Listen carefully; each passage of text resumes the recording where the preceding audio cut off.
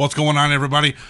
It is the MOSHCAST episode 29th episode. I am your host, Almighty Sai, a.k.a. the only reason somebody should be an ally is if everybody thinks that you are gay. And my guest is... Eva. It me. That's right, guys. A long time ago, many moons ago, I have asked one of my best friends to come on the podcast, and she would completely ignore me all the time, and we're not going to talk about it right now. It was 3 moons ago, not just many. But she is here now, and she is ready to fucking rock and roll with the things that we have to talk about today. Maybe she knows what we're going to talk about. Maybe she doesn't. Maybe it's going to be uncomfortable. Maybe it won't be. Who fucking knows? Because that's what the MOSHCAST is all about. That's ominous. Always. Okay. Always. I'm kind of hyped up today. I had a really good day. Door dashing here, door dashing there, door dashing everywhere. Everybody be door dashing. I'm like, I got your food. I got your drinks. I got your motherfucking Taco Bell. I got your shit sauce already. You know what I'm saying? Yeah. Don't be afraid of the mic. It's not going to bite you. Are you sure? I don't know. It's not going to bite you. It's not going to bite you. Okay. How you been? Pretty good. Just, transitioning a lot in my life. Yeah. And is it because of the retrograde? What retrograde are we in?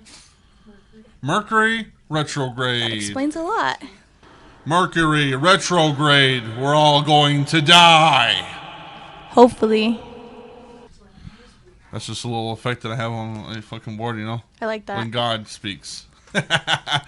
But we're in Mercury retrograde, and I feel like a lot of things are happening in a lot of people's lives, especially mine, too. I think everybody's just going through a schmeckle.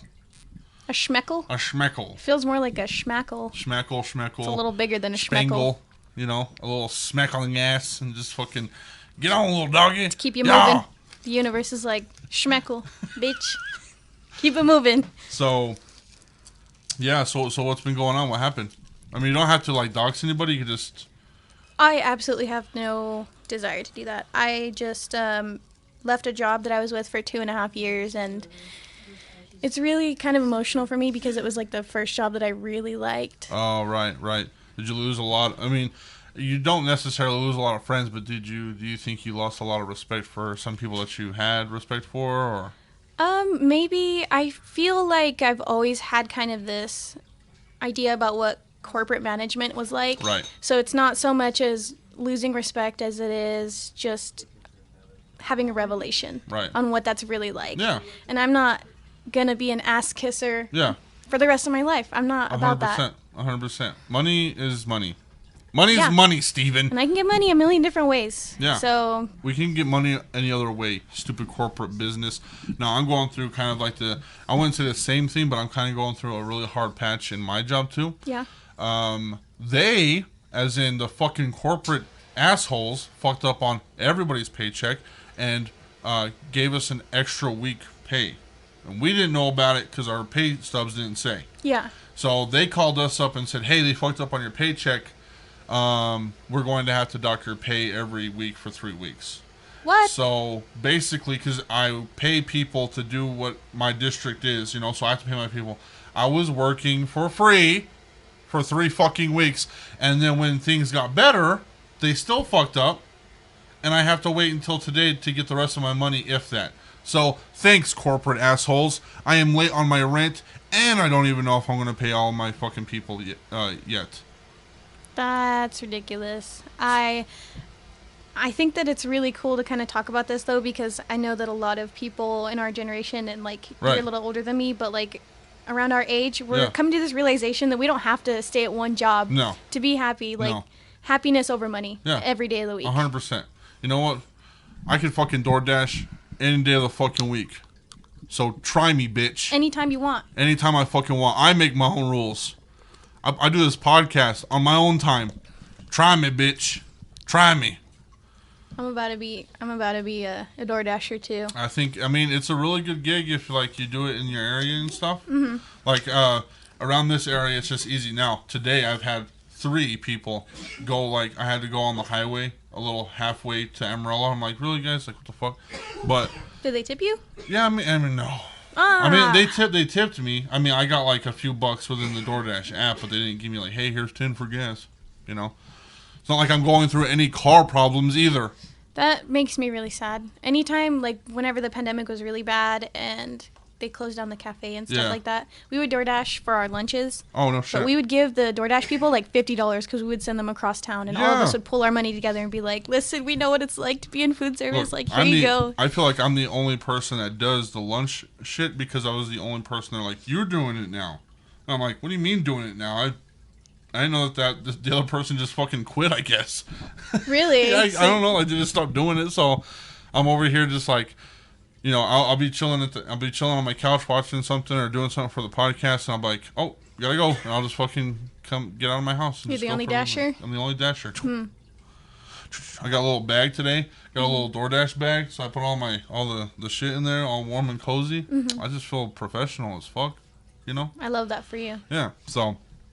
I mean, even though the retrograde is really fucking everybody, I mean, look at the brighter side, you know? There's not really one. It's getting a little real in here. It's getting a little warm. But any other than that, like everything going good in your life other than corporate bullshit? Yeah, I mean, I'm choosing to look at it in a positive way because it was a lot of stress. Right. And now I can let that go and open the door for new opportunities, especially with like the retrograde. I feel like the universe is really pushing me and you and everybody to just do something, take the risk. I think it's do you. You want one of those? Sure. It's just CBD, no THC, no nicotine. It's not going to alter your brain or anything. I've smoked CBD before. I know. I'm just saying. Like, okay, cool. Like people are like, what are these? Because they never. For the record. Yeah, for the record, it is not weed, but I've had people smoke weed on here, and I don't think YouTube gives a fuck. I mean, if they do, then they just haven't seen my shit yet. Worst comes to worst, we'll just that's cute. Yeah, we'll they do just edit it little out. hearts in the fucking filter and shit. It's fun. That's so cute. Thank you. So we went on a little adventure the other day, and we went to like an art gallery, and yeah, that was fun. I didn't get it. I did not get it at all. I didn't get the art. I mean, I got I got it as there was somebody making this art, but I didn't get the art. You know what I'm saying? Right. You feel me? And it was a professor that I had worked with for a few years. I don't think it's meant to be like a thing. I think it's more about the process and the aesthetics of it, not so much like thinking deeply about. Yeah, but like the emotions. I guess, but that's repetitive. Yeah. That's kind of the point. That's the point. It's just repetitive. Because eventually you start to think about it a different way. I mean, I used to hate really abstract, really like process-based stuff until I started learning about it. And I started to look at it a different way. And each time I would like, okay, well, I've had enough of this for now. I'll come back to it. Right. And then I'll see it a whole different way. It's crazy, too. If you like see it in person as opposed to seeing it in pictures, it's crazy different. When I looked at those, I really didn't know how to express my fucking emotions on it. Because, like I said, they were repetitive, and it was just colors and shapes and just all the same in one little square, you know, like a little canvas or whatever. But I guess you're right in the fact of, you know, like I was like getting all I was pissing all off because I was just like, what if it's about what did I say? I said, what if it's about like what the fuck did I say? I was just trying to make fucking conclusions to the art. Yeah. And you're like, just ask him. He's like, right over there. And I'm like, nah, I'm not going to do it. I'm not going to do it because you're going to steal the magic from me. And I kind of want it to be something weird. This motherfucker thinks it's like a mood ring, you know. Once you know, you know. I want to be in the inn, but I don't necessarily want to be. Like, I want to be Ultraviolet Buzzsaw. Is that what that movie is called? Velvet Buzzsaw. Velvet Buzzsaw. I want to be that guy. I think that it just depends on how you take it. Like, even with the artist interpretation, you don't have to take that to yourself because the whole point of art is to make it universal. Like, once you put it out there, it doesn't really belong to you anymore. That's just what it is. You can have your own meaning behind it. Wait, hold on. You don't, okay. You own your art. Yeah, it's like still going to be my art, but you don't own what it means. Like, it means something to everybody differently. Right, but okay, so let's go into, are you in the art news as of recently? No, actually, I've kind of been off the radar because I've been working. Well, because I don't know if you've heard, but there was that guy that got paid $84,000 or $48,000 to do art pieces, and it was just blank canvases. It was $84,000. Yeah. Beautiful. So you know, yeah. So what? There is a meaning behind it, right? Since there's already a meaning behind that art, can you even make your own assumption to it? Even though. I mean, you absolutely can. It can be interpreted any kind of way. Like, for example, my first thought was like, that's really funny. And then now when I'm thinking about it, I think, well, he really was just trying to piss off some rich people. Yeah, for real. Because those are the people that put the money in his pocket. And at that point, once he has it and they sign the contract, he sent in his art, and that's what it is. That's what it is. Or it could just be, maybe he put different shades of white on there, and it was like, I don't know. Just like you could think about it. Paint. Yeah. You could go way deep into it, or you could just take it at the surface level. It just depends on what you want from it. I want to know where he got those canvases from. Was it Hobby Lobby? Was it Michael's? I mean, he probably built them. You think he built them? You think he put the time into building them whenever the art piece was literally take the money and run? If not, that would be even more funny. I'm not even going to lie to you. I feel like it would be. I mean, if I was an artist and my interpretation of fuck the economy was that, or like fuck the system was that, I would do something like, I wouldn't even bring canvases. I would just put a little sticker on the wall, and it would be like little. That would have been dope. Just putting little screws, and it had like outline. You know how like old pictures, you leave them on for too long, you take them off, and it has that outline. Oh yeah, it's like dusty around the edges. Yeah. That shit I would have fucking done. Copyright. I don't give a fuck if you're watching this. That's my fucking idea. I'm gonna do it. All right. No, it just reminds me of that time the guy taped a banana to a wall. And everybody went fucking nuts. Yeah, it was really funny. We talked about it in school too. I think I was a junior at the time whenever that happened. And I thought it was stupid at first. I was like, man, I can't believe I can barely sell my paintings and that guy can sell it for millions. It's because also because of that, like we sparked a whole debate on like money laundering in the art world. Oh, right. So that piece, for example, could be taken that way, but because that money came from a museum, right, it's not supposed to be money laundering. It's just take the money and run. Yeah. Here's your blank canvases. Yeah. But I mean, I recently came to that conclusion of I listen to all artists. Whenever I listen to music, I listen to everything. Mm-hmm. There are big artists that I will be like, I don't fuck with them. I don't like them. But I came to the conclusion that the youngsters or the new bloods or whatever you want to call them, I take a listen to them because it doesn't matter if they are, if I fuck with them, it just matters about who listens and who views, and that's what's going to happen. I wouldn't necessarily like their music. I'm not saying that I necessarily enjoy their music, but I want them to succeed like everybody else. And a crazy thing that happened with me recently is that, you know how my music is. I make really intricate albums that mean something. And this next album that I'm doing the same exact thing, a little bit deeper and a lot more political and a lot more fuck the system. It's a little bit more like System of a Down meets Diabolic and type shit. So like Kid Cudi's rock album? Yeah, Kid Cudi. It's like Kid Cudi meets Immoral Technique meets System of a Down. They have an orgy and they have this kid. And it's ginger. Yeah, it's ginger. and none of them are white or ginger.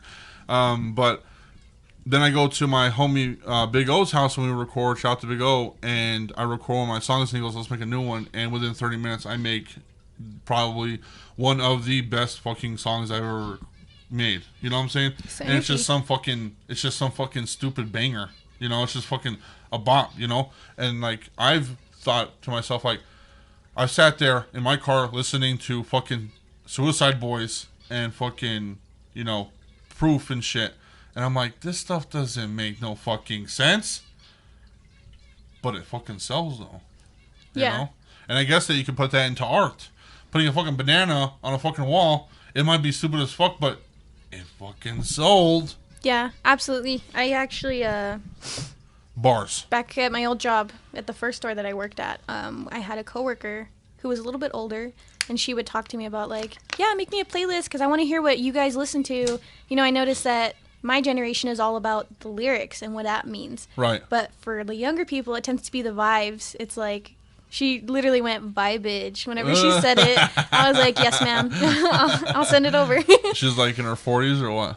No, I think she was like mid-30s. Really? She was one of the nicest people. She just ever. like missed that bus of like hippie, whatever the fuck you want to call it. No, she was just very established and solid and very like adult, and you know, can't relate. She didn't have that. She didn't have that friend that's like, come on, smoke this joint, smoke this THC cannabis weed cigarette with me at the party after prom. No, I bet she did. I bet she did. She was really cool. But or what do you think? What if she was crazy, right? What if she was kind of a wild child, you know? And then she took like psychedelic in high school, and then she woke up one day and was like, I'm an average citizen. I'm gonna do my civil duties. Yeah. What if that's what happened? You know? I don't know. I never asked. You never asked? Yeah, I try not to get too much into people's lives. You know what I should do? Some people come into the podcast looking fresh as fuck. You look like you just got off the runway, off of like this underground, you know, type-esque art studio fashion. You think so? I think so. Thank you. You look street. You look fashion. You look Vogue. You look fab. You know what I'm saying?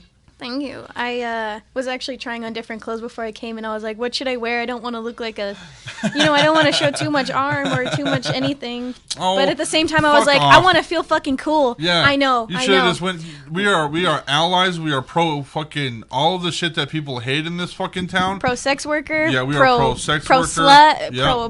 Pro whore. I am a video whore. I am a podcast whore. I'm a podcast slut. Yeah, you like that? Slut, you fucking.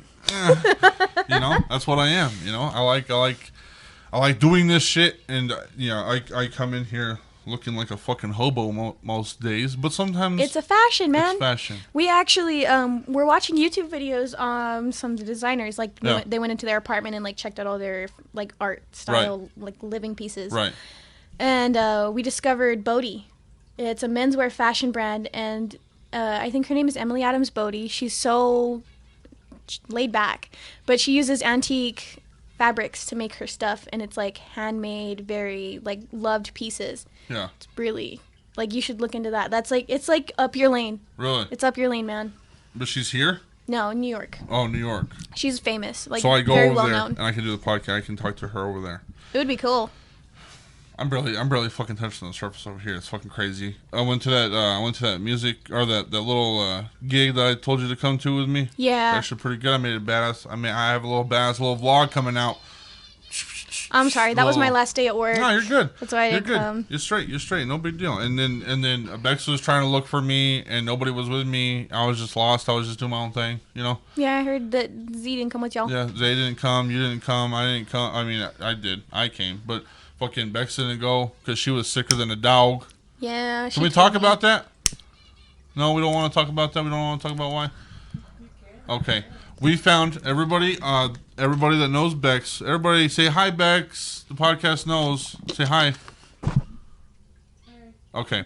Bex, we talked about it on the podcast before, but she got sick again because she drank alcohol, and we think that she's alcohol intolerant.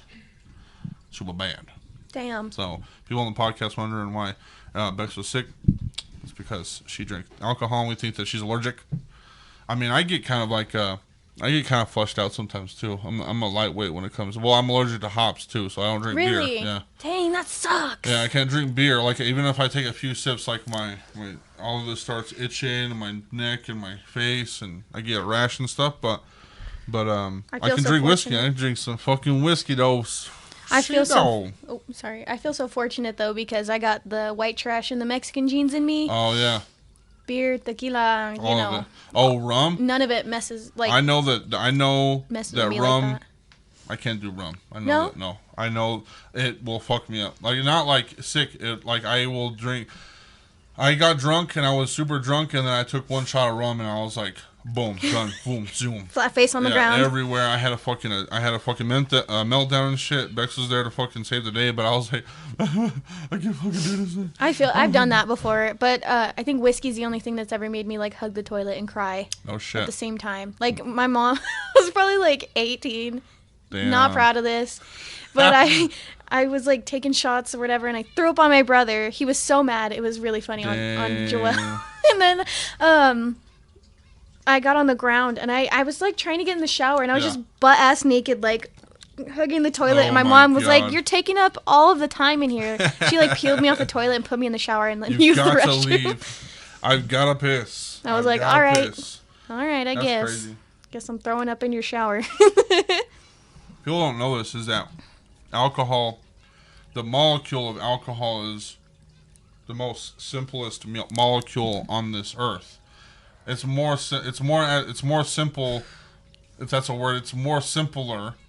Is that the word? Is that a word? It's not a word. More simple. More simple than oxygen, and it can do that to your body. That's what's insane. Yeah, that molecule alone is one of man's creations, I guess. I mean, it's a molecule. It's a natural creation. Yeah, it's a natural creation that can cause a lot of fucking problems. Yeah, they discovered it. I don't know. I don't know anything about alcohol really, but you can find animals that get drunk in the wild. Yeah. Because they eat like rotten berries. Yeah, koalas. They are always drunk because the eucalyptus that they eat gets them drunk. So koalas, the reason that they're mean is because they're always drunk. Admit you have a problem, koalas. Just eat your fucking leaves off of a plate. I think that's what we need to go do is go to Australia and get koalas sober. That's what we should do. That's my life mission, MOSHCAST. and we should tell them about Jesus. Yeah, we'll talk to them about. They'll be like the animal equivalent to Mormons, and they'll just go around like saving animals' lives and shit, like giraffes and fucking elephants and all. I swear Australia to God, is the only place that koalas live, right? I'm not sure. I think Southeast Asia too, but I can't say for sure. I only know about painting. Yeah, we're talking about random shit, and you're like, yeah. Now that we're on the internet, I can't just spew facts like I know them. Oh, come on! This place is so. We've already did a disclaimer at the beginning of the podcast that we don't know shit. Yeah, I don't know shit. We don't know diddly squats on this fucking thing. Haven't you heard? Our degrees are useless. Dude, speaking of fucking degrees and shit, how is school? Oh, I'm already done. Oh, yeah, that's right. You are done. My bad. How is after school? Like, you're done with school, so, like, was it a relief? Or was it, like, more of, like, I'm ready to do my own thing? How does that work?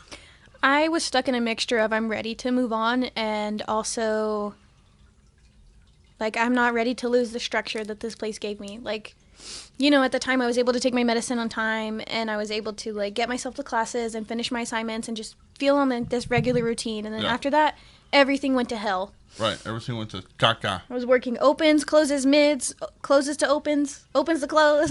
Whenever you walked into that job, you were just like, I'm down to do whatever? Kind of. I mean, I was like, I have open availability. That's what I said.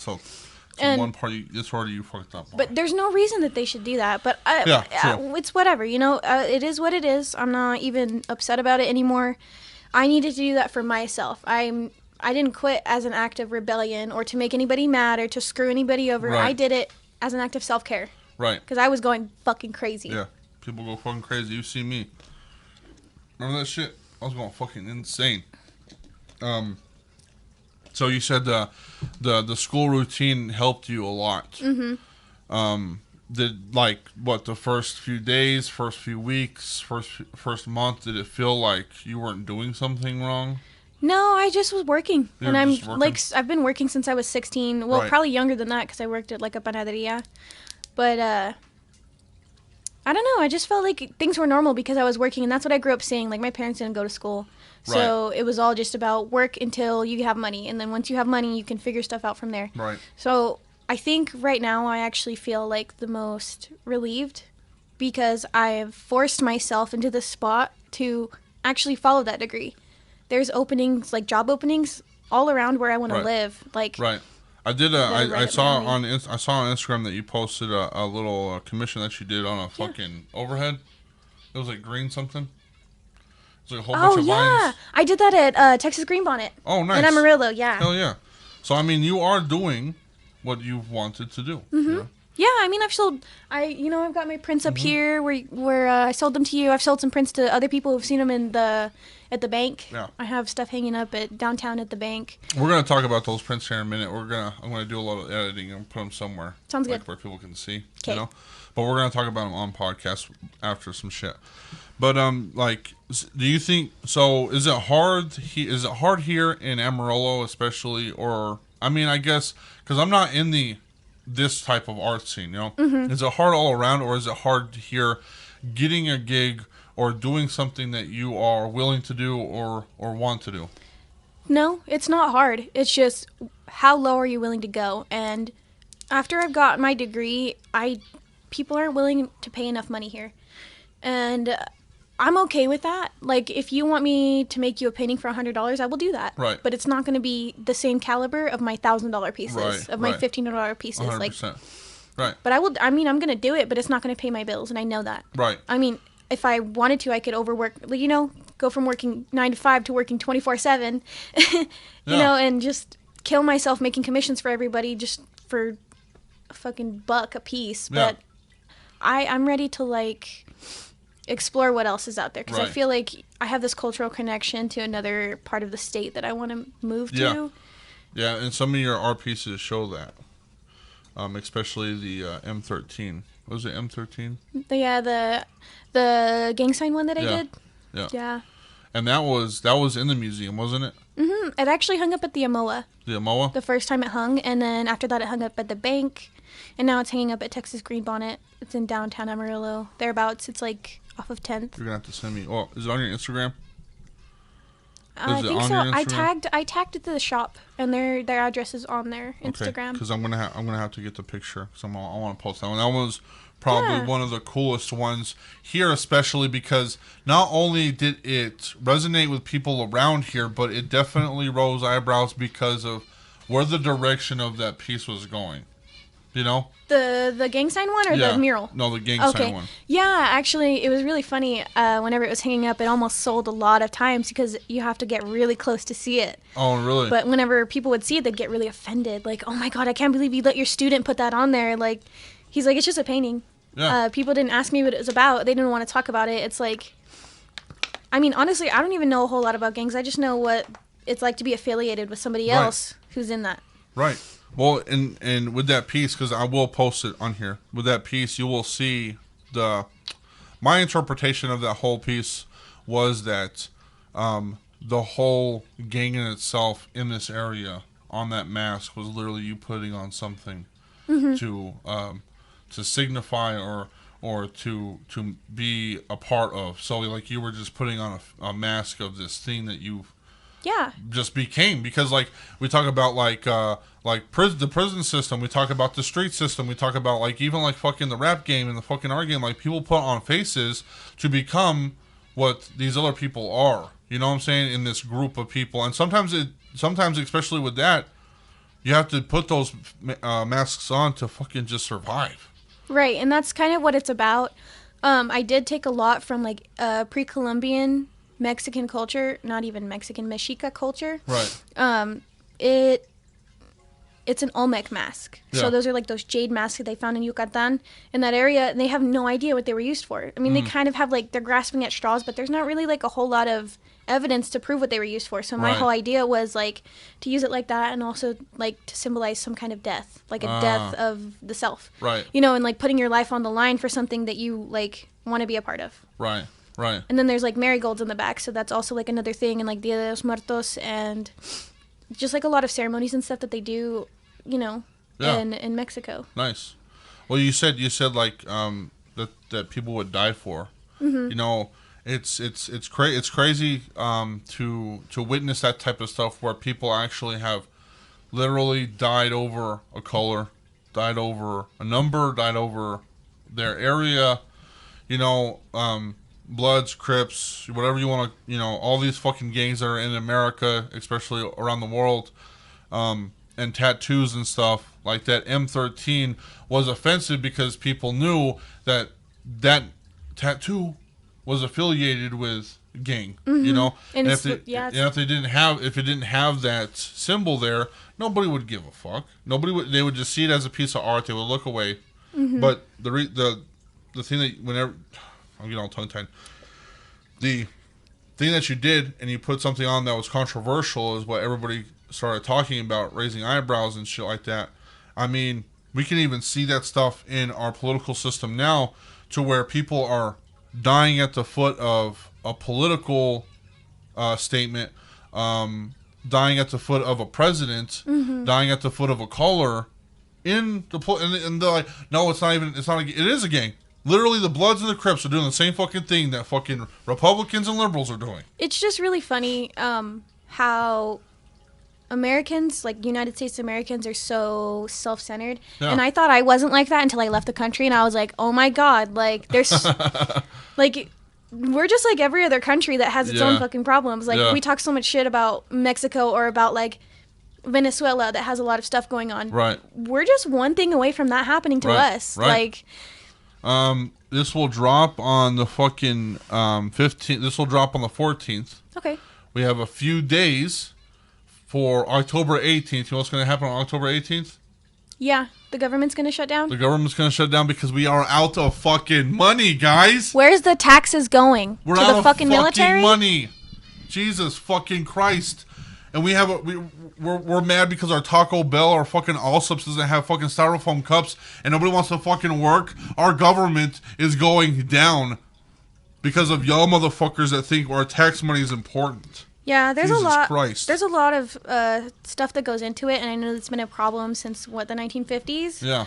Either way, I just think that the fact that everybody's so polarized that we can't come to a solution, it's fucking ridiculous. Like, we can't even pull our heads out of our asses 5 seconds long enough to figure out how to run our own government. Yeah. Like, we've been doing this same fucking thing for so long, you would think that they would be like, you know what? Our system's messed up. We need to figure it out. But we don't want to ask for help. And so we're just sitting here with a thumb up our ass, right? all prideful. And people don't want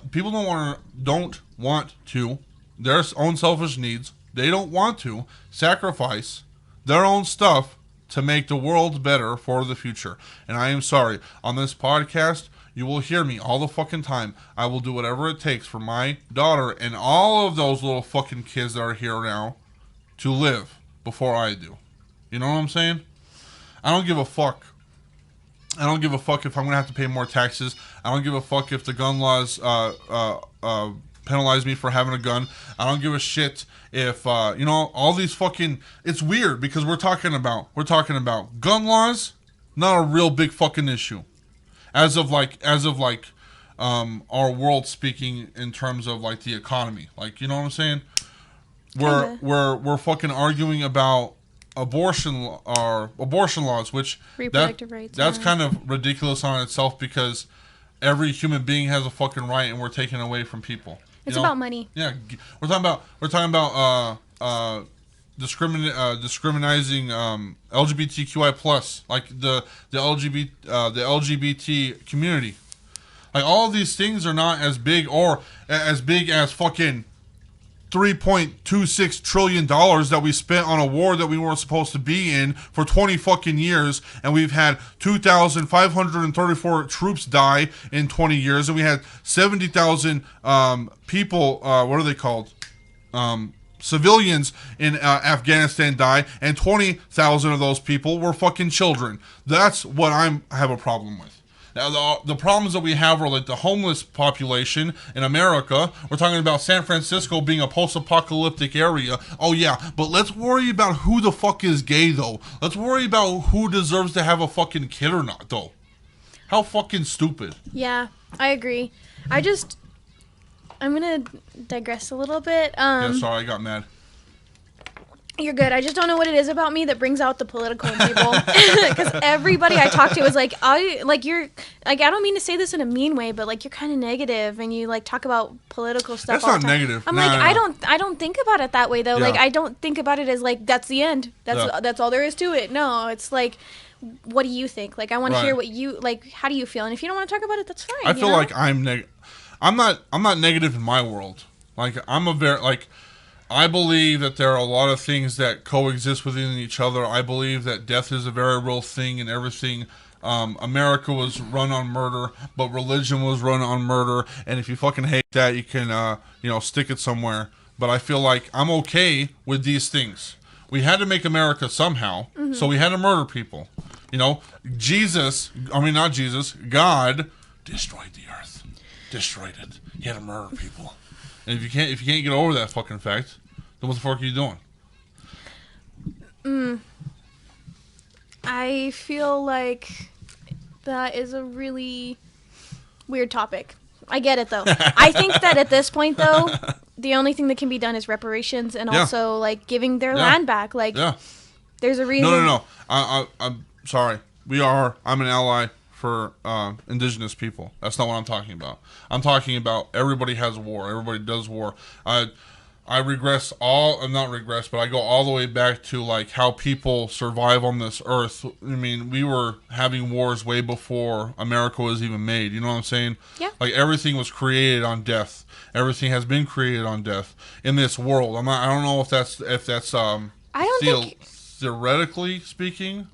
I don't think it's necessarily all based on that. I feel like it has more to do with just like the circle of life and death. It's not just death. It's not like I don't think it's that simple.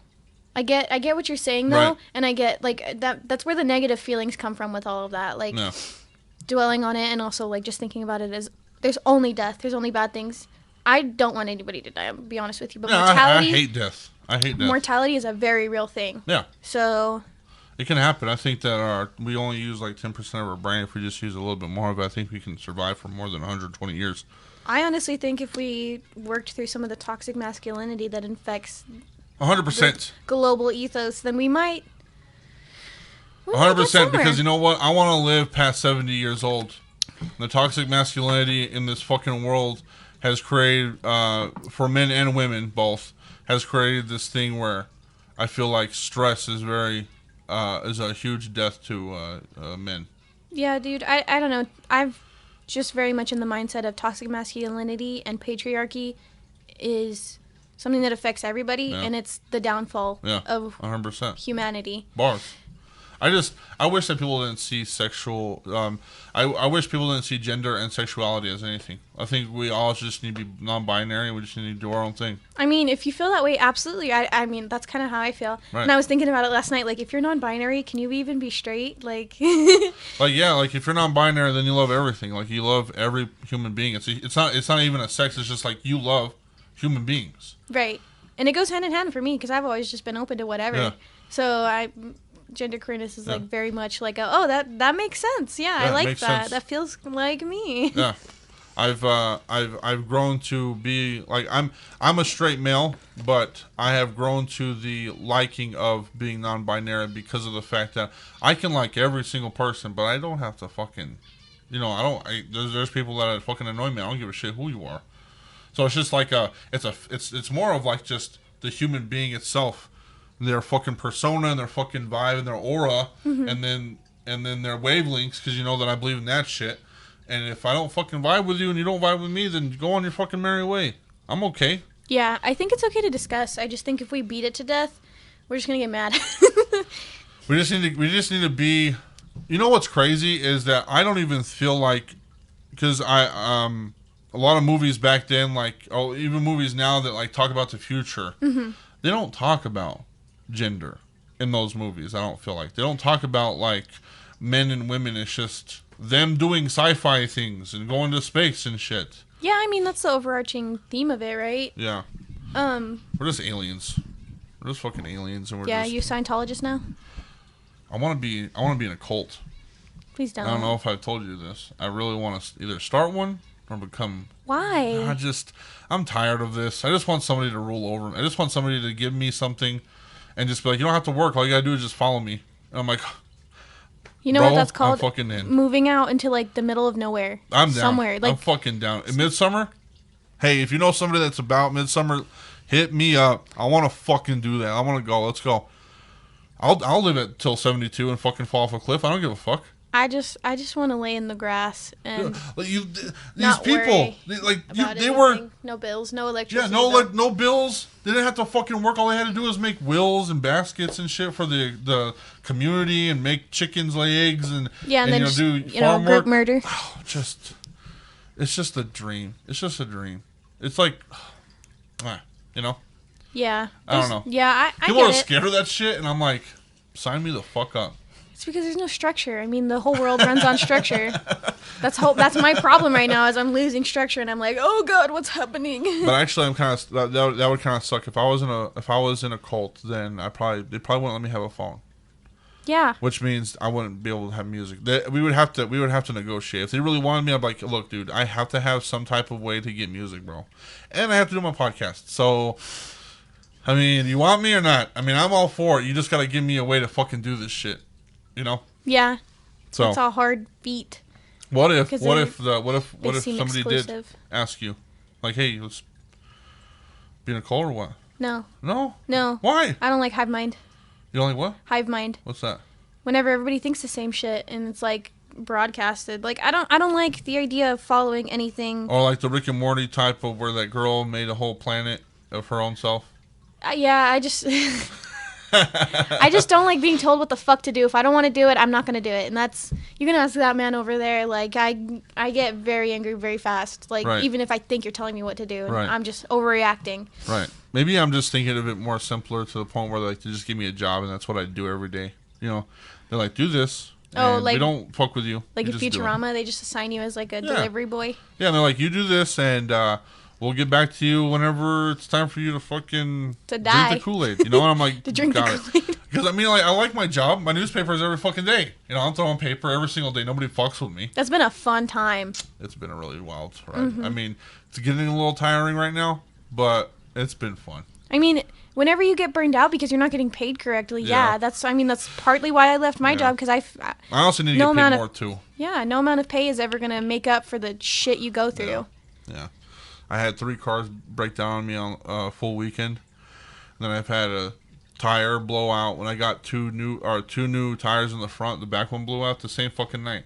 And then Bex's car's doing something. It's on crack or something. It's just going haywire. Damn. But you know. Sorry to hear that. Where do we fucking go? Where we were talking about art, and then we just started talking about. Okay, I think it's about that time where we shout out a artist. This is gonna be like a rap type deal. It's not always rap, but it's mostly rap because I fuck with rap a lot. Okay. His name is Jeffrey Neurotic. Have you heard of Jeffrey Neurotic? He's an Amarillo. What the fuck is wrong with my tongue today? Amarillo rapper. His profile is JEFFREYNEUROTIC. That's Jeffrey Neurotic, and he dropped a new song? EP. And so we're going to listen to a song from that EP. We're going to listen to. Are we giving opinions on this, or are we just shouting them out? We're just shouting them out. Sounds good. You know, we're just gonna chill. We're gonna do that. We're gonna listen to Origin Story. ORIGINSTORY. I'm gonna have all that shit in the description. And this is Jeffrey Neurotic. So let's take a listen, guys.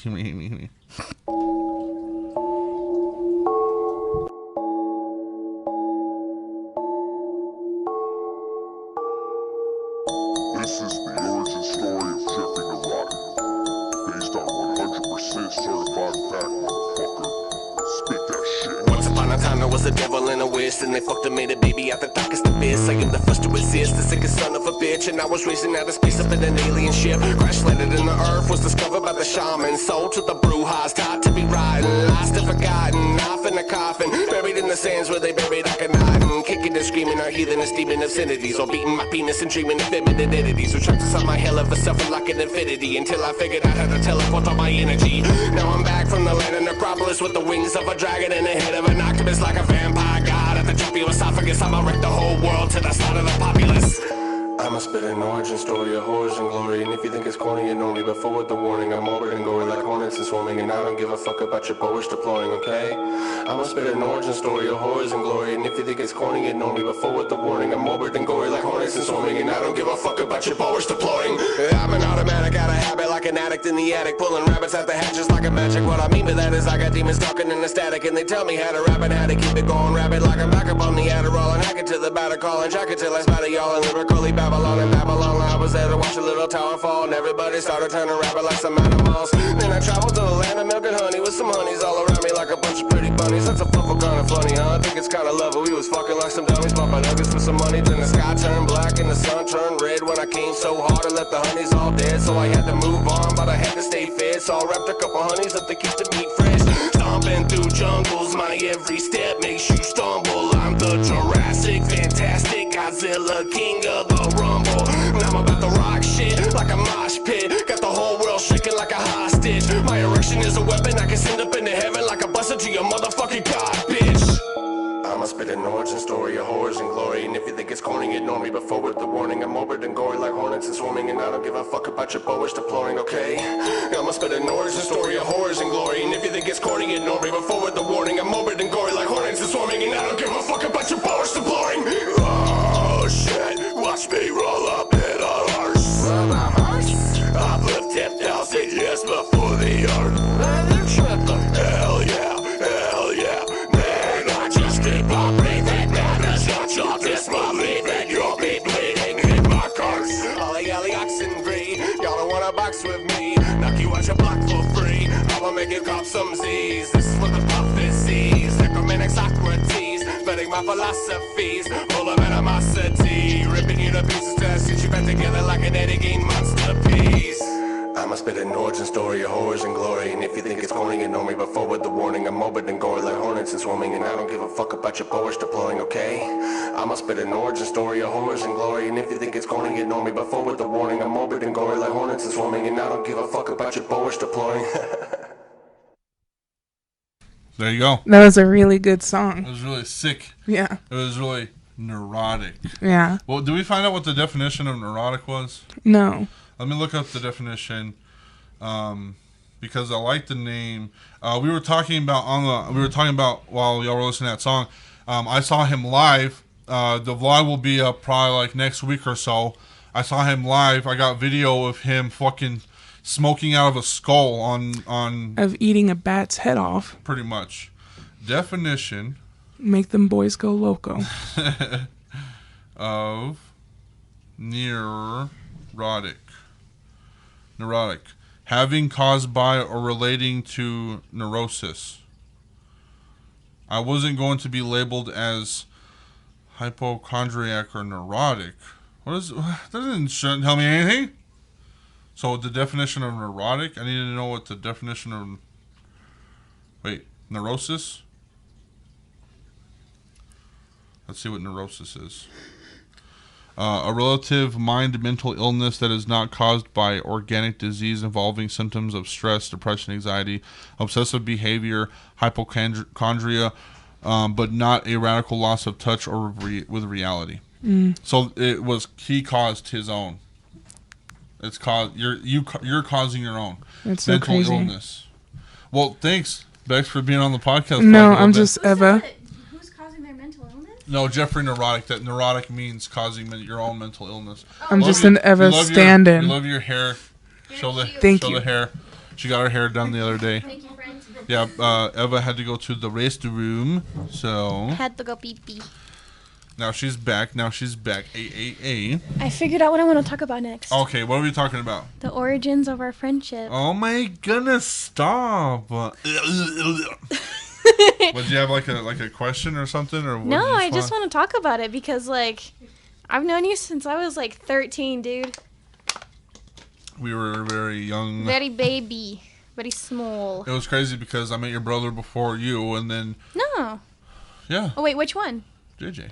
No, I know. Because Oh, we met in band. we met, and then you met.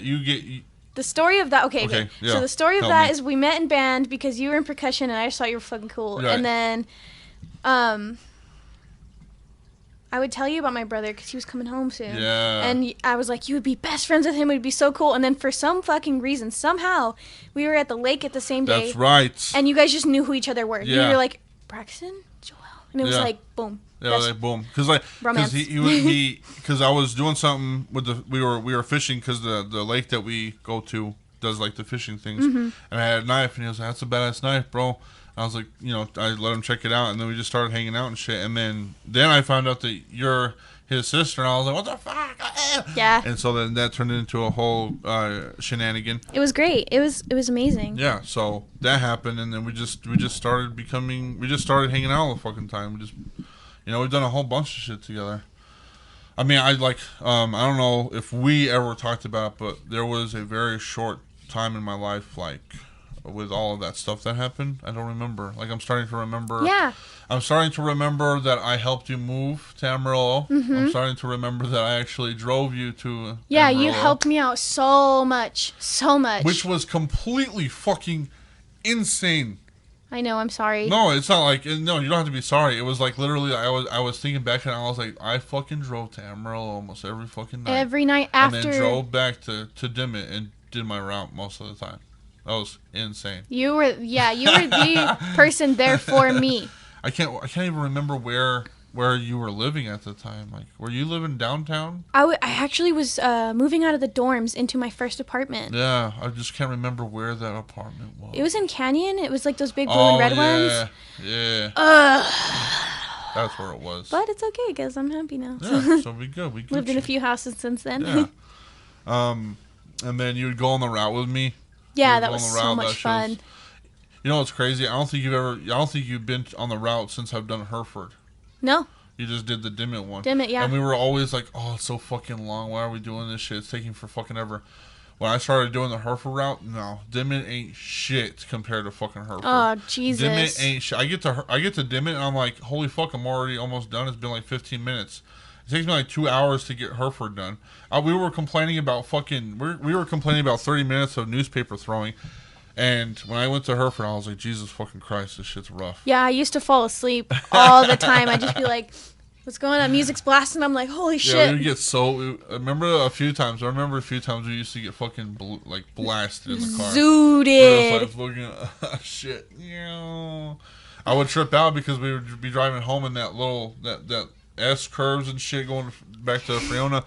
I would hit those curves, and then I would be driving, and then I would hit another curve, and I'm like, I just did this curve. What the fuck? And then I would trip out because I was like, oh, fuck, I'm in a loop. I'm in a fucking loop in my brain. Yeah. Dude, that was the best time ever. Yeah. We'd go and get donuts and burritos and shit to eat at sunrise. Remember that time you let me drive, and I immediately got pulled over? Yeah, immediately got pulled over. And the cop was like, literally, don't do that. And then he let us go. I let you drive that time, and then you almost wrecked the car. I did not. I almost you fucking... were this fucking close I almost to clipping... clipped a mirror. That's not wrecking a car. But that was my BB. That was my BB. I'm sorry. Were you in the Acura? No, we were in a truck. Fuck that truck, too. Fuck that truck. Because the door wouldn't open, and so I had to, like, scoot out in the fucking passenger side. All that shit. Now I'm a badass driver, so you can let me drive the route. I'll do it. Just do it. Just do the fucking route for me so I can take a few days off. Fuck. Shit, dude, if I got paid for it, I might do it. I mean... I've been up pretty late these days. I mean... Okay. Bex is like, do it. Fucking do it. Yeah. I'll make Christian come with me. He'll be asleep next to me the whole time. It only takes about like 4 hours. Only? Like only 4 hours. Well, I mean, 4 hours for like a decent amount of pay, that's okay. Yeah. Like, I think you were making more than I was, so that... I'd be making more than a lot of people. Just because they underpay us. They do. They underpay. Raise the minimum wage, you fucks. Yeah, it's so well, we can't fucking raise the minimum wage because we're gonna be in debt. We're gonna be $0 in our American bank account. But they're wanting to scan every single bank account so they can tax more. Yeah, whatever. I still have taxes I still need to pay, and I'm like, should I even? Well, if you don't, you could have bad consequences. But no. I mean, what, a vacation at a fucking prison? Come on, I get to eat three hots in a cot. Yeah, fucking. What do you want? I might get a little I'm gonna get my fucking salad tossed. Weigh the pros and cons here. You know, I get 3 meals a day. I get to sleep. I get to fucking rec room. I get to you get to go outside and pump some metal, pump some iron, throw the rock. You know, what? Salad toss, maybe get shanked a few times. I mean, doesn't sound that bad. Fair trade, baby. And it's free. Yeah, it's fucking free, dude. It's fucking free. No water bill, no electricity bill. Nothing. Nada. Not even rent. I mean, I call my daughter every single night now. I mean, I could just call her then. I just be like, hey, I'm just in a different phone, different area code. fuck? You know what I'm saying? You know what I'm saying? White collar prison. Yeah, for real. Honestly, I think white collar people should be in prison. I mean, we just need a break. We need a little vacation. I think white collars should just say, you know what? Fuck this system. Let's just go to prison. Push all the bad people out. Let's just see what it's like. They get too flooded. We push all the people out from there that have been there for 30 plus years for some marijuana charge. You know, and then the blue collars, you know, get for tax fraud or whatever the fuck, and we're just like, hey, I'm just here drinking fucking mooch. I'm drinking gel martinis, prison martinis. The fuck? We're getting mad again. Yeah, we're getting mad. That's what the MOSHCAST is. You get mad, right? And then you're in a fucking mosh pit. You just punch the fuck out of whoever's next to you? That's what I was going to say at the beginning of this fucking thing. I figured out my viewers' names. I figured out, like, you know how, like, weird. Your viewers, like, your group, your community? Yeah. I know what they're called. I know what I'm going to call them. Oh, like your fan base. My fan base. Oh, okay. I thought you were, like, literally looking up people's names. No. I was like, okay. I figured out what my fan base's little group name is going to be called. You ready? I'm ready. Moshfits. Dude. So what it do, my moshfits? I've been in moshfits since age 13. Yeah, this has been in the making for a very long time. Yeah. We used to talk about this shit on the route and stuff. Like, just like, oh, it'd be dope if we did like a fucking... A podcast. And I'd be like, yeah, man. Yeah, for sure. Remember when we made that badass fucking song? I don't even have the fucking lyrics to it anymore. Yeah. It was just a beat, and then I was rapping in Spanish. Yeah. That was cool. I wish I still had that shit. Actually, you know what? Thinking about it, I might have it still in my fucking Gmail. Can we make a new song instead? We can definitely make a new song. Because I was really in my feels when we were doing that. Like, really bad. Weren't we all? You know all that shit. I'm the queen of in my feels. How is all of that? You know, we are pro mental health here. Right. You know, and so how is all of that working out right now? Not so great. Like I said, I haven't been on medicine, which is fine. I mean, I'm pretty open about it. You lose your spark if you take medication. You lose your... No, I fucking... Oh, that shit makes me mad. We wouldn't have good work if people, like, weren't sick. No, bullshit. Yeah. You make good art from the recovery and the reflection of what that is. Bars. See, that's the romanticizing we're talking about on TikTok, where they romanticize fucking mental health, and they're like, if I take my medication, I lose my spark, and it's like this corny ass fucking, and then you're like, that's right, and then these little kids that don't know what the fuck they're talking about, they're like, oh, that's why I take this medication, because people think that, you know, and then they stop taking their medication, and it's like, dude, like, you're taking it because you're sick. You need it. Yeah. You fucking need it. I am right now. It's either going to be therapy or taking medication. I'm at that point. Honestly, my anxiety is really bad right now. Fair, you know? I understand. Yeah, there's a lot of stuff going on. High tension lately, but honestly, both of them together might help. Like, start with therapy and then like see where you're at. Because I've done a lot of therapy throughout my life, right. Like random times, and I don't fucking like the therapist here.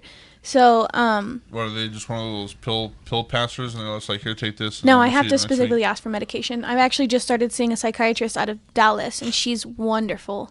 She's amazing. Well, you want to talk about like what's wrong with these people here in the Amarillo area? Do you want to talk about it? The thing is with this is, like, I'm saying Amarillo area because I'm not going to dox their names, but I want people to be aware of their area. You know what I'm saying? I say right. Amarillo, so like what is the deal with them here? In my experience, like I haven't done therapy as an adult here. I've done like telehealth and I've talked to different people, but like it's just very close-minded and very like they're gonna tell your parents all that shit, and then like especially if you're a kid, like they say that they're not, and then they do, and then you know, if you have problems at home already, like in my situation, right. You know, you'd get your ass beat if you went home and you told somebody about what was really going on right. at home. Right. They gave you a script. You tell if this person comes into your school or you have to talk to a therapist, tell them that you won't talk to them without me there. And so right. I don't know. There's like there's no wall of privacy. There's no like, I don't know. It's just not accepting and not very. It's not open. Right. You know? So you go over there. I mean, you're doing better now, but like you've been over there, and what is it like? They have a conversation with you for like 15 minutes, and they just prescribe you with medication, or that's how it was in school. I just went to go talk to the student med, and they were like, okay, well, it sounds like you have regular anxiety. Here's fucking Lexapro and Xanax or some shit. They didn't give me Xanax. They actually are. I've noticed that they're kind of trying not to give young people Xanax. Oh no shit! I wonder why. Yeah. I fucking wonder why. Yeah. So Jesus. Yeah, I actually have a different anxiety med that is like take as needed, because they don't want they will absolutely not put anybody on Xanax unless you absolutely need it, and even then they'll start you off at like the lowest dose because that's you know why. You know why? So it's more of a party drug more than it is a fucking help drug. Jesus Christ, Xanax is not. I'm sorry, Xanax does not help anybody that has any type of anxiety disorder. It just numbs the fucking pain until you stop taking it again, and it's fucking still there. I will. Okay, maybe. I haven't taken Xanax, but I have seen how it helps people. I think that no drug is bad. I'm very much a believer in no drug is bad. People is what makes it bad. Okay, yeah, so, true. You're right on that.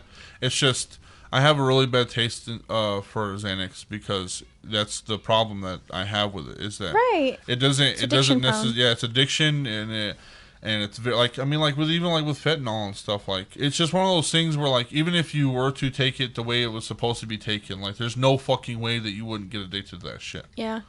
Anyway, going back to what I was talking about. Yeah. When I went to student med, they kind of just gave me some medicine. Yeah. And I didn't know at the time that I was actually bipolar. I've always suspected it, but I was never diagnosed until very recently. Right. And it just shot my ass straight up into mania. So I didn't sleep for like weeks. Like, I mean, I would sleep here and there like 2 hours, 3 hours. Right. But like legit, I didn't eat, I didn't sleep, I just painted. That's whenever I made all of those cultural paintings right before I went to Mexico. Like. Oh, okay. I didn't sleep. Right. Yeah, I mean, you were going pretty ham for a little while with those things. Yeah, I think I made like 8 or 10 paintings in a semester. Yeah. And some of them weren't even for school. Like, they were just things that I was working on. Like, you were in the studio for like every single night, basically, almost. I was watching your snaps and your fucking Instagrams and shit, and you were there all the fucking time. I lived there. That's like, I mean, there was some good that came out of that, but I really, like, I lost like 40 pounds. I was pretty overweight, but like I lost a lot of weight really quickly. I wasn't sleeping, and then I was like, why am I taking this medicine? So I went back and they gave me a different one.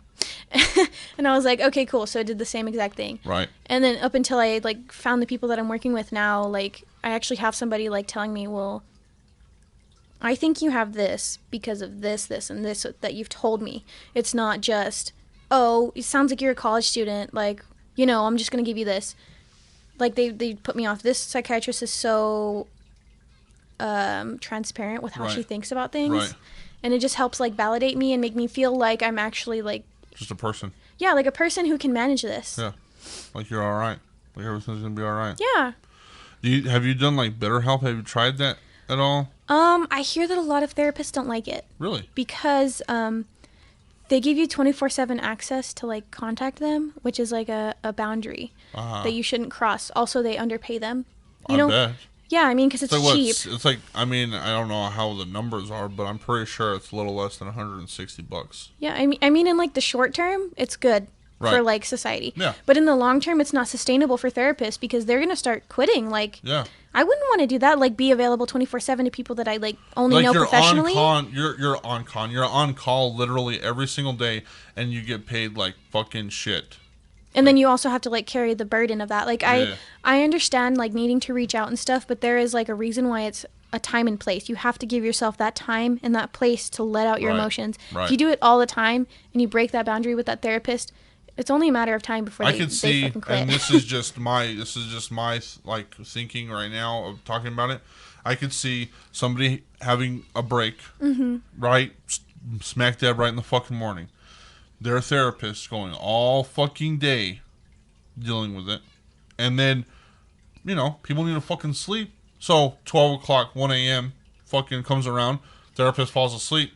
The person that is having that meltdown hasn't had a breakthrough, is calling the therapist 34 fucking times before, doing the thing that is bad. And then that therapist having to fucking have that burden because, like you said, that boundary and shit.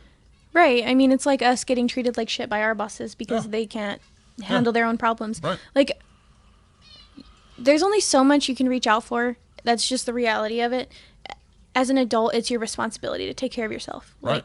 Like, no matter what somebody else did to you, no matter how fucked up your life was, it's your responsibility to take care of yourself now. Bars.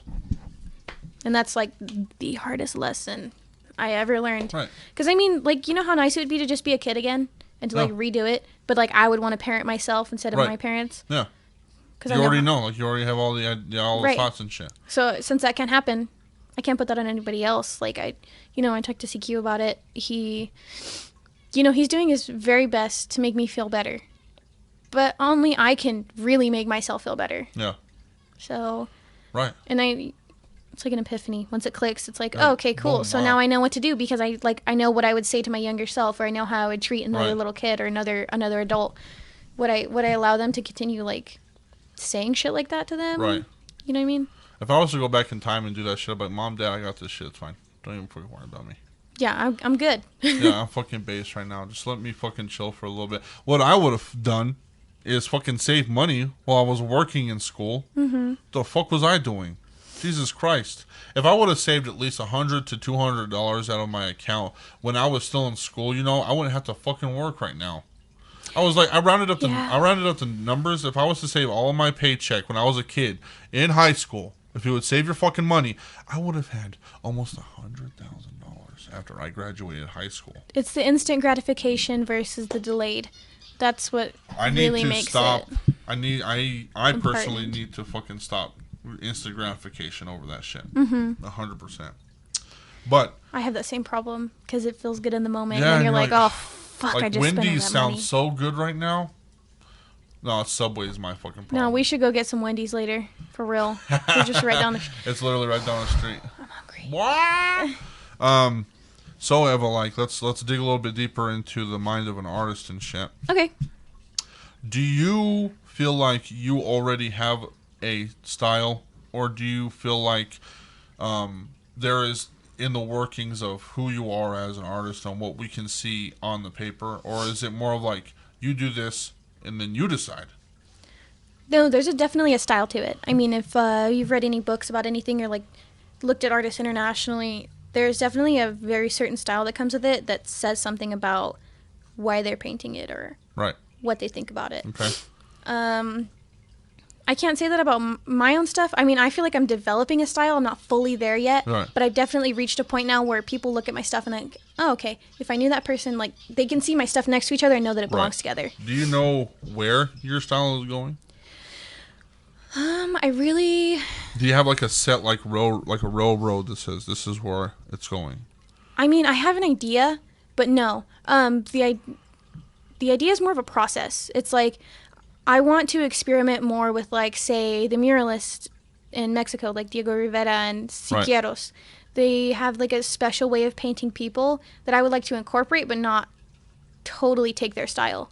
Gotcha. So the way they use shading and the way that they create texture. Yeah. I would really like to incorporate it, like certain elements of that, but the only way I can do it is by like doing that in paintings. Right. I have to keep doing it over and over and over again. It's not just like, you draw one good picture and that's your style forever. Gotcha. You can either continually evolve it, which will probably not get you a whole lot of money, but be satisfied with yourself, or you can like for me, I just got out of undergrad. I want to go to grad school next year, so I still have time to develop that before I have to like kind of set in one place. Right. That's like the thing with being famous. Like when you see one person's style of art, like everybody knows what a Picasso looks like. He only did one style like for so long because that's all anybody knew from him. Right. And all anybody expected from him. If you do something different, people tend to like not like you anymore because it's not the old them, it's not as good. Same with music. I was gonna say just like with music, everybody's like, fuck Matt Miller for doing the Divine Feminine. The Divine Feminine was, and if you hate it, you're anti-woman. You heard it here first. Anti-womanisms. So we have a few pieces up here. Mm-hmm. Like I said, I'm going to post them up here so people can see them a little bit more. Okay. These are all originals? Yeah. And they're all just from your mind? Mm-hmm. I mean, somewhat, yeah. I do take a lot of reference photos. Like I go out and just like walk around, or I'll go to the botanical gardens. Take pictures and stuff. And, okay. And then I'll just like, I'll draw the flower over and over again, like animals and flowers. And then once I figure out how to build the structure of it, then I'll make it my own. Okay. So looking at them, which one's first to the end? So 1, 2, and 3. That one was first. I made that one next, second. And then I made that one. Okay. So we'll go to the first one. This one right here. This one is called The Courage to Heal. Right? Mm-hmm. I have fucking terrible names for my pieces. That's all right. I really enjoy all the names, because then I started getting my own like little ideas about them. Right. But I want to get in depth on these. The first one, The Courage to Heal. What did it mean to you? What was the thought process on making that piece? So with that piece, I was like a little more focused on the aesthetics of it and making something really beautiful, which I really achieved. Honestly, I get a lot of compliments on it. A lot of people have bought those prints, and I also have that painting. If it was cheaper, people would buy it. Like I've had people tell me if I had the money, I would buy that painting. Right. But I had the money, and it just took me forever to give it to you. Anyway, it's okay. I'm not mad because you're like my best friend. It's okay. So magnolias, those are magnolia flowers, right? Yeah. And those have been recurring in my pieces throughout the years. Right. I've seen a lot of flowers in your stuff. Mm-hmm. I do a lot of flowers because I like symbolism, and I also like just how pretty they are and feminine. Yeah. And I think that's something I really want to explore, and it's okay if it's just cliched or whatever, because I'm not trying to force something. Want another one? Sure. Okay. Yeah, I'm not trying to like force something that I'm not. Okay. And I feel like I'm a soft, feminine, like, person. Yeah. I mean, kind of, but for the most part, yeah, I'm pretty, like, feminine, very flowery. I feel like I go through my seasons. So, the name Courage to Heal and the picture behind that, is there a story, or is there a type of feel that you need to get, or you expect to get out of this? Is there a story behind this painting itself? Not necessarily like a narrative, but it's like an idea. So like the koi fish are like a symbol of courage. It's literally what they are. Right. And then the magnolias, when I looked into it, I looked into a lot of like ancient pre-Columbian stuff because I want to connect back to that roots that I was like never given growing up. So the magnolias were used by like Nawa people to make into a tea. Okay. And it's like for heart and like for like the physical health of your heart and like your veins and stuff. That's just what I read in one article. It could be anything, but that's what I got from it. So the idea of that is like that the two are together and they feed off of each other, you know, courage and also like mending yourself. Right. So it's an idea of like finally being able to come out of the water and breathe and see the flowers. Okay. So the next one is, move this so I can see. The next one is Memorial. Yes. And that one is, there's flowers and there is a rosary. Well. Of some sorts. I'm not going to say it's rosary because it doesn't really resemble a rosary. It just has it's like a necklace with a cross. It's just a necklace with a cross. Okay. So this is actually a direct tribute to my papa. He passed away my sophomore year of college, right as I was meeting my current partner. And it was really hard for me because he was like one of the only people that really believed in me growing up, and he like taught me how to manage money and taught me like how to set goals and actually achieve them. Right. How to be like a productive person. Yeah. And he would motivate me a lot. I'm not a religious person, but he was. So that's why there's a cross in there. He his ashes are in the necklace. I actually have that necklace. Nice. So the stargazer lilies, there's actually this story. Whenever he was in the hospital, he had something similar to an aneurysm. It's called a cavernoma. He just born with it. It happens. Right. Nothing they could do about it, so we were just there with him.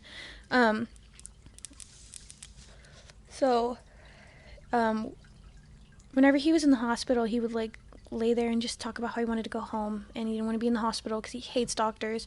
Not because of doctors, he just doesn't like going to the hospital. Right. And he would talk about, I just want to go to the backyard one more time and lay out and see the stars. Like, I just want to go see the stars. Right. And then he passed away a few days later. And at the funeral, the only kind of flower, like one of the only kind of flowers we got were stargazer lilies. It was crazy because... And y'all didn't even ask for them. No, they just sent them to us. Bars. So it was crazy, like, you know, hearing him talk about the stars and the stargazer lilies. He was also a very genuinely sweet person. And he cared deeply about a lot of people. So that's why I use, like, the pinks and the yellows and stuff. It's like in your face, like, overwhelming warmth. Right. You know what I mean? Right, because that is a very colorful piece compared to the two that are here. And so, like the necklace is a memory or an idea of your grandpa, and the flowers as well. Right, because Nice. I'm not really into doing a whole lot of portraits in my personal pieces. Right. I want to, moving forward, but it just wasn't in this theme. So that's why I went with the direct homage of having him in a little tiny urn. I feel it. I feel it. Now, the third one, probably my favorite because obviously snags. Snake. But it was really, I want to know the story behind that one the most because the name of it is the Protection of Purity. Yeah, Protection of Purity. Which there is, I'm guessing, a pearl. And the snake is a venomous snake. And his fangs are out waiting to attack or waiting to bite at the person that is going for the pearl, I guess. Right. And the flowers, I'm not really sure what those flowers are, but here we are going to talk about it. I'm kind of excited. This is my favorite. This is going to get you to talk about something that makes you mad, but it's good. It's good. It's going to spark a conversation. So this piece is actually about sexual assault, and it's about femininity and also, like, it's a lot of things wrapped up into one, but it could be reproductive rights or sexual assault. Right. So, like, it made me mad. Oh, because I know you're passionate about that kind of stuff, you know, talking about reproductive rights and political stuff, which is, I think that it's, this is, like, something I'm not too comfortable talking about, but I'll tell you, like, the orchids, it's, like, very suggestive of what that is. It's an orchid. It's, you know, very obviously a vulva, you know, and then you have your pearl in the middle, which is like an egg, and then you have your snake. Whenever I was, like, very into religion, especially Christianity and Catholicism, the snake was always a symbol of evil. Right. But, I mean, I always believed that the very first sin was sex and not, you know, eating an apple. Right. It's like, you know... There's I'm saying. I don't have the brain capacity to explain it right now. We can talk about that later when she comes back. We're talking about whole fucking sex and apple shit. All right? Sex and apple shit. So, I keep putting it out.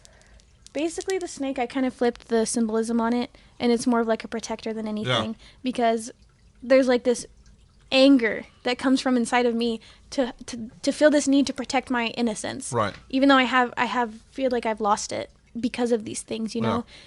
After, you know, SB8 and not being able to control whether I want to have a child or not. Right. Or, you know, the constant fear of being a woman. Constant fear of living in Texas and being a woman. It's really bad. Fucking, you know, I don't know. Eat on that. You know what? We're not even fucking. You're right. You're right. I do get upset and passionate about this shit. I asked myself. But you know, it's kind of funny. It's funny how people do see snakes as evil. I mean, they see. You're gonna see where I'm going with this. But snakes are evil. But then they see like dragons of being these scary things, but they protect the same. Right. It's like a righteous anger. Yeah. To me. Like literally, like dragons. Like every time you watch a movie and stuff, they're guarding gold. Literally, they have caves of fucking treasure. But you see a fucking snake and it's like, ew, gross. The devil. Snake. I'm a little snake. Little snake. But I mean but it's true though. Like, I mean, in a sense, a snake will protect itself literally because that's what it wants to do. Like, if you don't fuck with a snake, it won't fuck with you. Yeah. If you fuck with it, you're done. You're fucking done. You know what I'm saying? Right. And that's why, like, I have like black widows and shit. I fucking love them because they don't do anything. They're just chilling. But if you fuck with them, they'll fucking kill you. They'll fucking kill you and they'll never say sorry.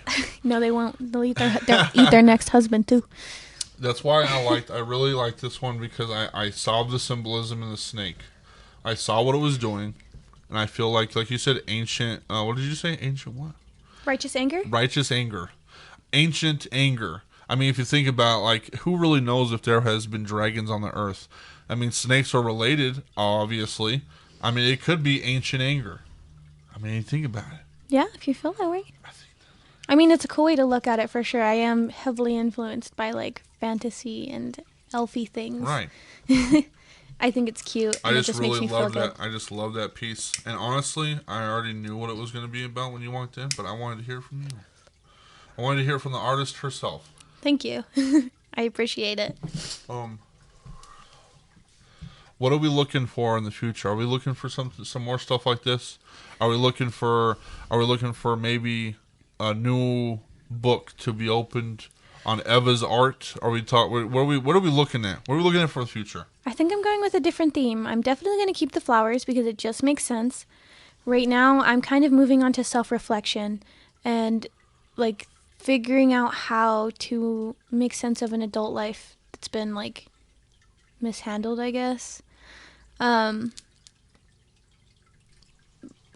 know if I want to say this to the podcast. Come on, say it. It's only going to be on here. I want to know. Jeez. So my next move, I have to make 20 pieces to enter into grad school to apply.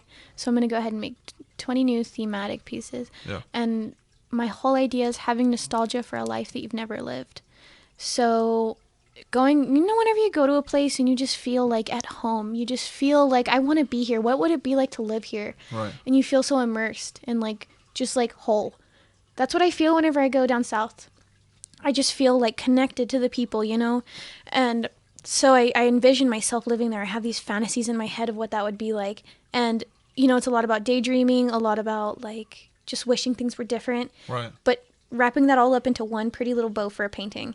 So my first idea, and don't fucking take my idea. You don't have to say it on here if you don't want to. Okay, I'll tell you after. Yeah, for sure. It's going to be really cool, You just got to fucking wait for all of that. We just fucking honey-dicked you. And I'm going to have it right here. This big old fucking honey-dick. It's going to be like this super spectacular honey-dicked. Okay. I just realized what you were asking me to do. I'm excited. I'm excited. How long is this new drop? What are we expecting? Are we expecting it to be sooner than later or later than sooner or what? Later than sooner, honestly. I want to apply maybe the spring of this coming year. Okay. So. Oh, that's a year 2022? Mm-hmm. We can wait that long. It's going to be 20 new pieces, so I'll probably be showing you my stuff, and I'll probably post it anyway. You're going to be posting, you're going to be putting side projects up, obviously, for sure. Yeah, for sure. I mean, I have some commission work coming in that I'm very excited about. I have some dope-ass friends that came through. Nice. Yeah, nice. Including you. Helping me out with money and stuff, with the paintings and all that. Honestly, I might be talking to you about more things that we need to be doing on MOSHCAST. So, okay. A lot of, art things. I'm totally down. I'm very open now. I'm just trying to expand. anymore. I'm trying to expand in this little shindig. There's right. a lot of stuff I've been doing. It's insane. But yeah, for real. I appreciate you coming. I appreciate you doing this. Oh, we're about to fucking. This is gonna drop on the 14th. Oh no, this is gonna drop. Let me check my calendar.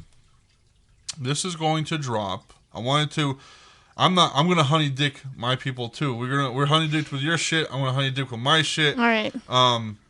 So this portion of the podcast will drop on the 14th. My single with Big O is dropping on the 15th, and I thought it would be very nice to just do a little at the beginning for the song, and so that's what we're gonna do. And you won't hear it all, but you're going to hear the beginning, and it's fucking insane. So let's check it out. Hell yeah. Rollin', chopping competition like a forest. I'm a dog without the leash, but I be living at my lowest. Rollin', chopping competition like a forest. I'm a dog without the leash, but I be living at my lowest. Rollin', chopping competition like a forest. I'm a dog without the leash, and I be living at my lowest. Rollin', chopping competition like a forest. I'm a dog without the leash, and I be living at my lowest. With your music when I take a shit. You know what the fuck it is? I'm gonna fucking tear y'all apart. What the fuck? You don't know shit. No one knows shit. It's all about this. Right now. I don't give a fuck, dude. Let's go. With your music when I take a shit. Honey Dick. That is going to be our new single called Forest. It is with Big O featuring me, Psy. We'll be dropping it on all platforms, Spotify, YouTube, all the good shit.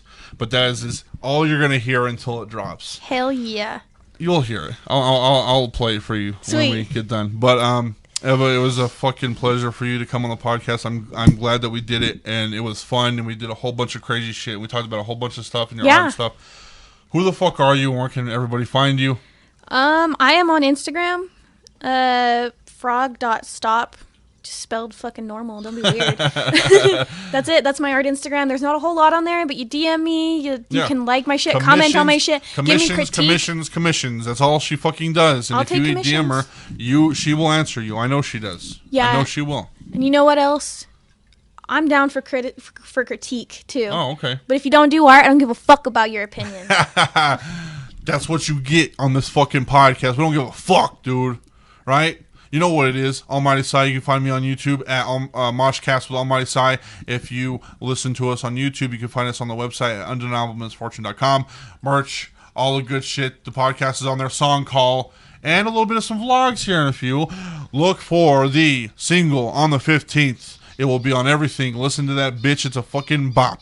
And like always, we will see you next week. And when we do, you better have gone and fucked yourself. Because go fuck you.